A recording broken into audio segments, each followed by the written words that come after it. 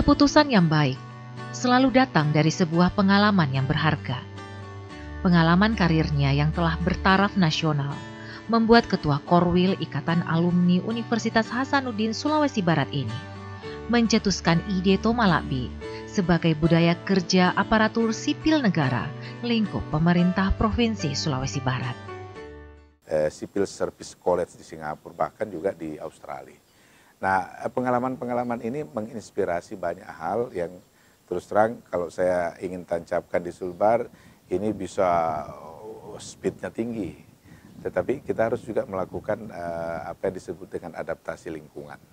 Jangan sampai prinsip ini kita langsung letakkan, lalu akhirnya tidak bisa diikuti di level lokal. Tapi harus ada target tertinggi di Sulbar ini. Ini yang saya katakan kawan-kawan, tinggalkan gaya lama, cara kerja lama, untuk menjemput cara kerja baru yang memang sebetulnya tidak terlalu sulit untuk diadopsi masuk di Sulbar.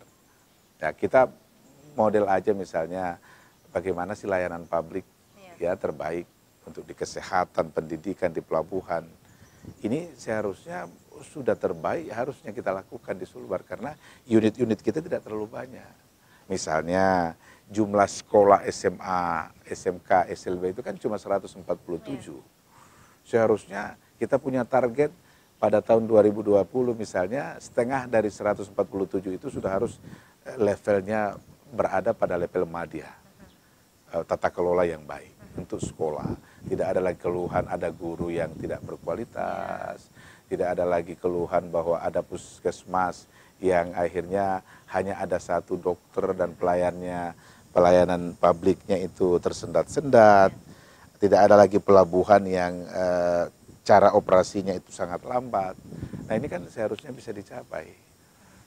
Nah tapi terlepas dari itu kalau kita bicara mengenai pengalaman internasional, ya menurut pandangan saya dengan harapan Pak Gubernur, Wakil Gubernur juga, ini sudah harus kita buat sebuah frame reformasi birokrasi total dengan tadi transformatif lebih cepat. Jadi kira-kira harus... Tapi kalau kembali ke itu tadi beradaptasi, artinya harus pelan-pelan saja nih semuanya. Ada bagian yang memang adaptasinya lama, misalnya tadi institusionalisasi budaya kerja itu agak lama. Karena kita bersentuhan dengan orang yang beliefnya sudah seperti itu, tertanam dari dulu. Tapi ada yang bisa cepat, misalnya tadi bagaimana menginisiasi semua proses kerja itu sudah harus berbasis sistem. Ya, semua ada SOP-nya yang baku. Yang sesudah itu diintervensi dengan teknologi.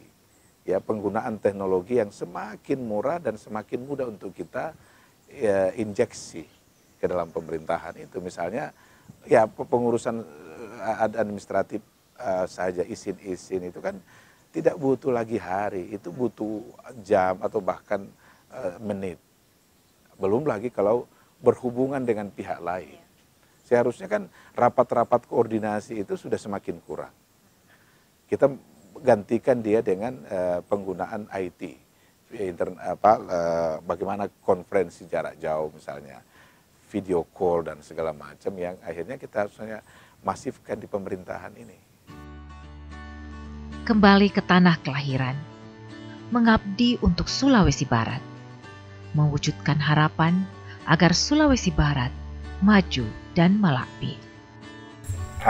Inilah pekerjaan yang tidak mudah, terus terang biasanya kelihatan mudah disebut tapi sulit praktekkan karena itu tadi.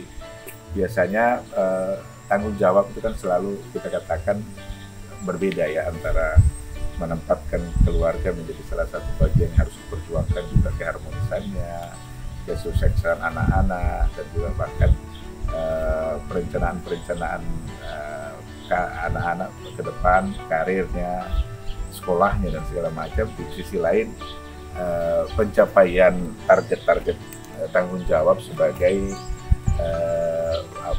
pejabat di provinsi itu harus paralel, dan saya terus terang ingin selalu ciptakan harmonis bagi dua itu karena tidak ada artinya sukses misalnya mengelola pemerintahan, sukses sekda tetapi keluarga misalnya menjadi berantakan, tidak terkelola, tidak terencana dengan baik. Alhamdulillah anak-anak ini ya sekolahnya bisa selesai sukses semuanya. Dan ya terutama dari aspek kemandirian anak-anak itu menjadi salah satu misi yang saya impikan. Ya, kita sayangi anak, tetapi kemandiriannya harus tinggi. Karena biasanya anak-anak gagal karena kemandirian. Ya. Jadi salah satu nilai yang ditanamkan dalam keluarga pada putra putri ini, 3 putra 1 putri. Ya. Ini adalah salah satunya nilai kemandirian itu. Ya, kemandirian. 2 putra menyelesaikan studi di luar negeri. Ya, betul. Jadi pendidikan segalanya bagi anak. Jadi dan pendidikan itu tidak hanya bicara mengenai ijazah, tetapi pendidikan di rumah itu menjadi sangat fundamental. Misalnya aspek kedisiplinan ya. Karena itu tidak ada orang sukses tanpa disiplin. Itu juga yang saya transformasi ke kantor. Kalau kita udah main-main dengan waktu, ya, main-main dengan pekerjaan, wah ini nanti bisa ditunda besok baru dikerjakan, itu sudah selesai, itu sudah tamat. Yang kedua kemandirian tadi. Kemandirian itu kemandirian pertama mengelola dirinya, kemandirian mengambil keputusan, ya, menyelesaikan masalahnya sendiri. Karena itu yang substansi pendidikan, ya, substansi pendidikannya ada di situ. Jadi kalau dia sukses memecahkan masalahnya sendiri, itu menjadi kebanggaan buat saya. Itu sama juga dengan yang saya ingin lakukan di kantor ini. Jadi kepala-kepala dinas itu seharusnya bangga dengan pemecahan masalah. Jangan terus membawa masalah ke Pak Gubernur atau ke Wakil Gubernur atau ke Sekda, karena itu menjadi indikator-indikator baru kesuksesan seseorang leader, gitu ya. Nah itu kira-kira nilai-nilai begini yang ya coba diparalelkan antara keluarga dan juga kantor, karena itu kan nilai-nilai universal.